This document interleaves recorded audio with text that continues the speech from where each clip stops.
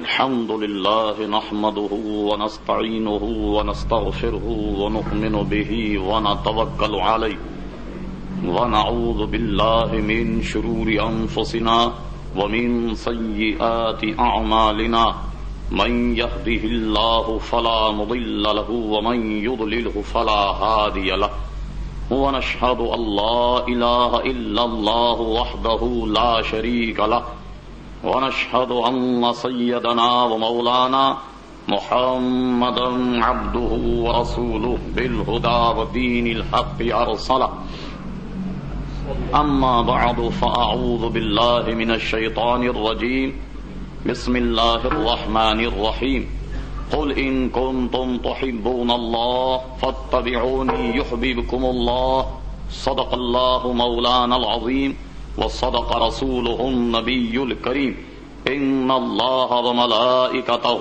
يصلون على النبي يا أيها الذين آمنوا صلوا عليه وسلموا تسليما اللهم صل على سيدنا ومولانا محمد معدن الجود والكرم وآله وبارك وسلم صلاة وسلاما عليك يا سيدي يا رسول الله محترم و محترم فاضل جلیل حضرت علامہ مولانا مفتی اختر رضا خان صاحب قبلہ دامت برکات ملالیہ، وہ پیر طریقت حضرت علامہ قاری محمد مصلح الدین صاحب صدیق قبلہ دامت برکات ملالیہ، وہ حضرت مولانا محمد منان رضا خان صاحب دامت برکات ملالیہ، وہ دیگر معزز علماء کرام، بالخصوص حضرت علامہ شیخ الحدیث و تفسیر مولانا تقدس علی خان صاحب قبلہ دامت برکات ملالیہ، شیخ الحدیث جامعہ راشدیہ پیر جوگوٹ بھی یہاں رونق افروز ہیں۔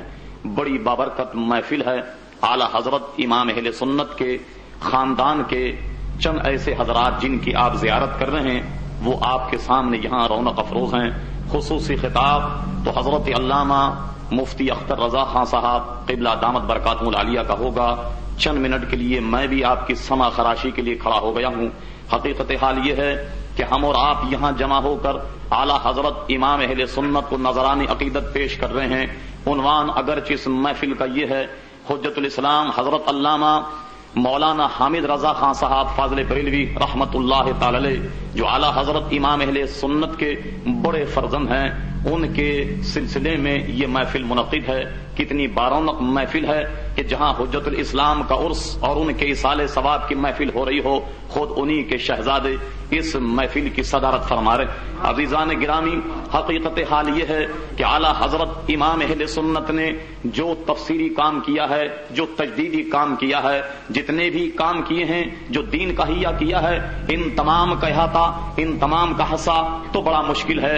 ایک بات صرف عرض کرتا ہوں اور وہ یہ ہے عزیزان گرامی کہ اعلی حضرت امام اہل سنت کے ان زندگی کے تمام کارناموں میں ایک کارنامہ یہ بھی ہے کہ عشق مصطفیٰ صلی اللہ علیہ وسلم کا سبق دنیا کو دے دیا، اور یہ ایسی میراث ہے اور یہ بتایا اعلی حضرت امام اہل سنت نے، اے لوگوں دیکھو، آدمی سجدہ کر کر کے ماتھا رگڑ رگڑ کر اپنی پیشانی پہ شامی کباب بھی اگر بنا لے تو نجات نہیں ہے۔ نمازیں پڑھ پڑھ کر گھٹنوں پہ اگر گھٹے پڑ جائیں اس میں بھی نجات نہیں ہے۔ روزہ رکھ رکھ کر اپنی آنتوں کو سکھا بھی لے اس میں بھی نجات نہیں ہے۔ حج کر کے لاکھوں روپیہ ضائع کر دے اس میں بھی نجات نہیں ہے۔ ہاں، گناہ گار ہی کیوں نہ ہو مگر اس کے دل میں شمع محمدی کی گویا شمع محمدی اگر روشن ہے اس کی نجات تو بہرحال ہو سکتی ہے، اور بغیر عشق محمدی صلی اللہ تعالی علیہ وسلم آدمی کی نجات نہیں ہو سکتی۔ عزیزان گرامی، اعلی حضرت امام اہل سنت نے اپنے آقا و مولا جناب نبی کریم صلی اللہ علیہ وسلم کو ان عمدہ عمدہ الفاظوں سے تعبیر کیا ہے کہ آپ کا نعتیہ دیوان پڑھنے، دیکھنے اور سمجھنے سے تعلق رکھتا ہے۔ میں کیا تفصیل عرض کروں کہ عشق مصطفیٰ ان کے سینوں میں کیا تھا۔ ایک واقعہ جو بڑا مشہور ہے اس سے آپ اندازہ لگائیں کہ عشق مصطفیٰ امام اہل سنت کے سینے میں کس طریقے سے راسخ ہے۔ بریلی شریف کا وہ واقعہ کہ ایک مرتبہ اعلیٰ حضرت امام اہل سنت پالکی میں کہیں تشریف لے جا رہے ہیں، کمہاروں نے آپ کی پالکی اٹھائی کہ تھوڑی دور چلنے کے بعد بھرائی ہوئی آواز میں امام اہل سنت اپنے وقت کا عظیم مجدد یوں گویا ہوتا ہے کہ اے مزدوروں میری پالکی نیچے اتار دو۔ سارے مزدور سامنے کھڑے ہو گئے، کہنے لگے لوگوں ارے میرے عشق نے نبی کریم علیہ السلام کی خوشبو کو محسوس کیا ہے، تمہیں اپنے جد امجد کی قسم ہے بتاؤ تم میں کوئی سید زادہ تو نہیں ہے؟ تمام لوگ کھڑے ہوئے ہیں اور اصل میں جو ایک سید زادہ تھا اس کے چہرے کا اتار چڑھاؤ دیکھنے سے تعلق رکھتا تھا۔ وہ کہنے لگا مولانا مزدور سے ذات پات نہیں پوچھی جاتی، اس سے تو صرف کام لیا جاتا ہے اور مزدوری دی جاتی ہے۔ سمجھ گئے امام اہل سنت کہ اس کا تعلق ہی سید گھرانے سے ہے، اور یہ دیکھ کر کے احمد رضا تو عشق مصطفیٰ کا بڑا دم بھرتا ہے۔ ارے کل قیامت میں اگر آقا یہ کہیں احمد رضا ہمارے عشق کے بڑے گن گاتا تھا، ارے ہمارے شہزادے کا کندھا کیا اس لیے تھا کہ تو اس پر سواری کرتا؟ بتاؤ احمد رضا کی عشق کی کتنی بڑی رسوائی ہوگی، اس کے محبت کی کتنی بڑی رسوائی ہوگی۔ اپنے زمانے کا مجدد اپنی دستار اتار کر شہزادے کے قدموں میں ڈال دیتا ہے اور ہاتھ جوڑ کر کہتا ہے شہزادے مجھے معاف کر دو، شہزادے مجھے معاف کر دو۔ یہ رقت انگیز واقعہ تمام حاضرین دیکھ رہے ہیں کہ ہو کیا گیا۔ ایک پھٹے ہوئے کپڑے پہنا ہوا ایک بوسیدہ قسم کا آدمی ظاہری طور پر نظر آتا ہے اور اپنے زمانے کا مجدد اپنی دستار اس کے قدموں میں ڈالے ہوئے ہاتھ جوڑ کر کھڑا ہے اور بارہا کہتا ہے شہزادے مجھے معاف کر دو۔ وہ کہتا ہے میں نے معاف کیا، میں نے معاف کیا۔ امام اہل سنت کی عشق کی حرارت یہ کہتی ہے کہ شہزادے اس کا ازالہ تو جب ہوگا کہ تم پالتی میں بیٹھو اور احمد رضا تمہیں کندھا دے گا۔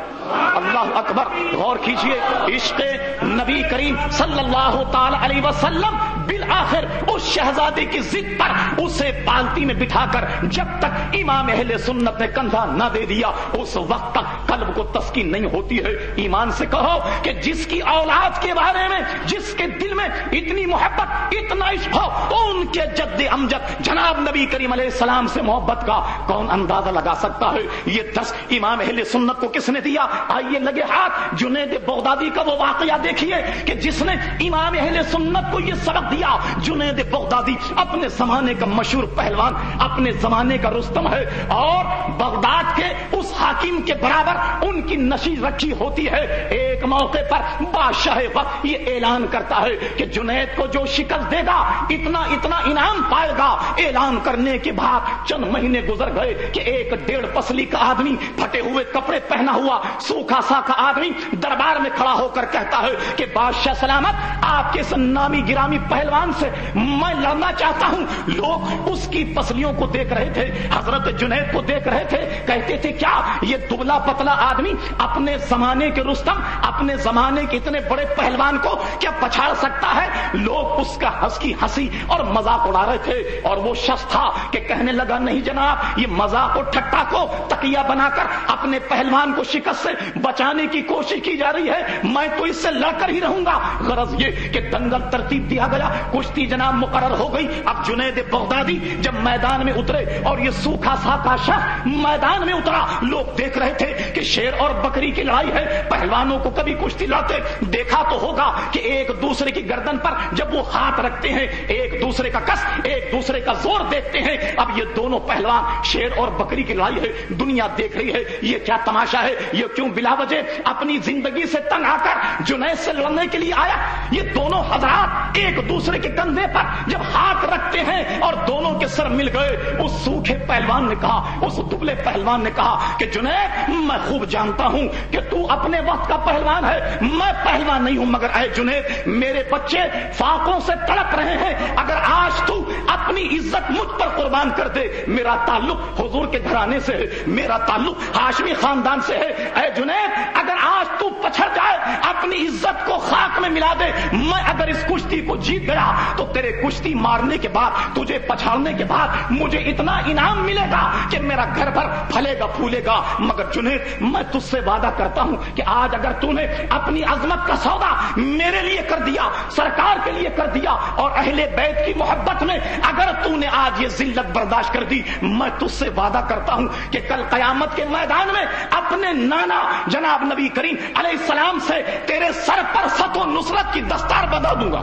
اوفو, جنید شہرت کو دیکھتے ہیں, جنید نام کو دیکھتے ہیں, جنید اپنی پہلوانی کو دیکھتے ہیں, ادھر سید زادے کو دیکھتے ہیں, اہل بیت کو دیکھتے ہیں, حضور کا عشق اور حضور کی محبت, ایک طرف شہرت. اب جنید ہیں کہ جناب شچو پن میں پڑے ہوئے ہیں کہ کیا کیا جائے. اگر ہارتا ہوں تو ذلت ہوتی ہے, اور اگر جیتتا ہوں تو توہین مصطفیٰ کا مرتکب ہوتا ہوں. کیا کیا جائے؟ جنید نے فی الفور یہ فیصلہ کر لیا, عزت جاتی ہے تو جائے, شہرت جاتی ہے تو جائے, اگر لوگ میری بےزتی کریں تو کیا کریں, مگر آج میں نے یہ فیصلہ کر دیا کہ اپنی عزت و ناموس اس شہزادے پر قربان کر دوں گا. چنانچہ لوگ دیکھتے ہیں کہ دیکھتے ہی دیکھتے ایک ایسا داؤ لگا کہ چاروں شان چت اپنے زمانے کا پہلوان پڑ گیا, اور وہ سوکھا پہلوان اس کے اوپر ہے. لوگوں نے بڑی داد تحسین دی, اور تو وہ شہزادے لوگوں کے کندھوں پر ہوتے ہوئے جا رہے ہیں. مگر آج جنید کا پرسان حال کوئی نہیں. آج جنید پر لوگ اس کی شہرت, اس کی پہلوانی, اس کے اس قوی پن پر لوگ حیرت کرتے ہیں.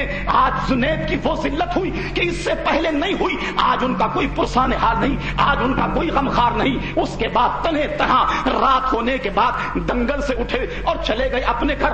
رات میں جب سوتے ہیں, بستر میں جب لیٹے, راتیں کچھ بڑی تھی مگر لگتا یہ تھا کہ آج کی رات کچھ اور طویل ہو گئی. اب سوچتے ہیں شہرت کہاں گئی, عزت کہاں گئی, پہلوانیت کہاں گئی, سرکاری وظیفہ ملتا تھا وہ بھی ختم ہو گیا. مگر ہاں سوچتے ہیں کہ ہاں یہ سب کچھ حضور کی محبت میں قربان کیا ہے. ارے شہزادے نے یہ بھی تو کہا ہے کہ اے جنید, اگر آج اپنی عزت میرے آقا کے نام پر قربان کر دے, کل قیامت کے میدان میں فتح و نصرت کی دستار تیرے سر پر بندھاؤں گا. جنید کہتے ہیں کیا مجھ جیسا گناہگار آدمی حضور کے ہاتھ میرے سر دستار باندھے؟ کیا ایسا ہو سکتا ہے میرے مولا؟ اگر ایسا ممکن ہے آج ہی قیامت آ جائے, آج ہی حشر برپا ہو جائے, تاکہ میں اس نورانی شکل کو دیکھ لوں, تاکہ اس نورانی ہاتھوں کو دیکھ لوں کہ جو میرے سر پر دستار باندھے, فتح و نصرت کی دستار رکھے. بس یہ سوچتے ہیں کہ نیند لگ گئی. نیند لگنے کے بعد وہ تو یہ سوچ رہے تھے کہ یا اللہ قیامت کب آئے گی, حشر کب برپا ہوگا,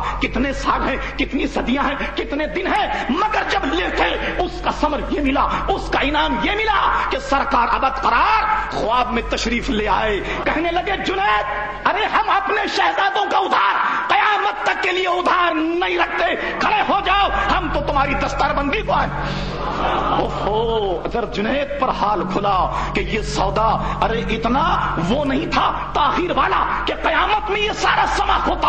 حضور آ گئے, جنید کھڑے ہو گئے, اور حضور صلی اللہ علیہ وسلم نے فتح و نصرت کی دستار آج جنید کے سر پہ ایسی باندھی کہ کوئی کیا بتائے کہ جنید جب صبح اٹھے, بڑے بڑے غوث, بڑے بڑے قطب اپنی جھولیاں پھیلا ہوئے حضرت جنید کے بھیک کے منتظر ہے. عزیزان گرامی, یہ وہ سبق تھا امام اہل سنت نے لیا, اور اس کے بعد کہتے ہیں شہزادے جب تک اس بالٹی میں نہیں بیٹھو گے, میں جب تک تمہیں کندھا نہیں دوں گا, میرے قلب کو تسکین نہیں ہوگی. اور یہی وہ عشق رسول تھا کہ ببانگ دھول کہا امام احمد رضا کا سینہ چیرا جائے, اس کے دل کے 2 ٹکڑے کیے جائیں, ایک پہ لکھا ہوگا لا الہ الا اللہ, دوسرے پہ لکھا ہوگا محمد رسول اللہ. ہاں ہاں, یہی وہ عشق مصطفیٰ ہے. کہتے ہیں لوگوں میرا جب انتقال ہو میری قبر کو قد آدم کھودنا. لوگوں نے کہا حضور کمر برابر کھودی جاتی ہے. کہنے لگے بات یہ ہے کہ میں نے صحیح حدیثوں میں پڑھا کہ جب آدمی مرتا ہے اس سے 3 سوال کیے جاتے ہیں, بتا تیرا رب کون ہے, بتا تیرا دین کیا ہے.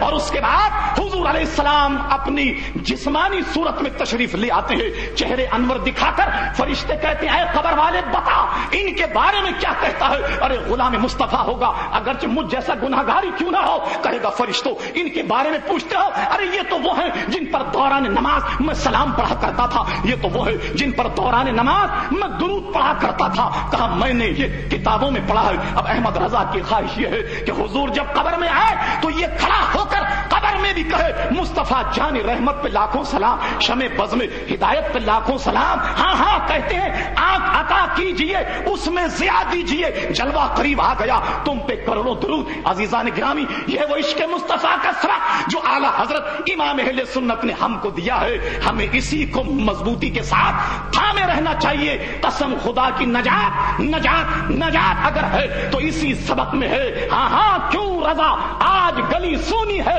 اٹھ میرے دھوم مچانے والے.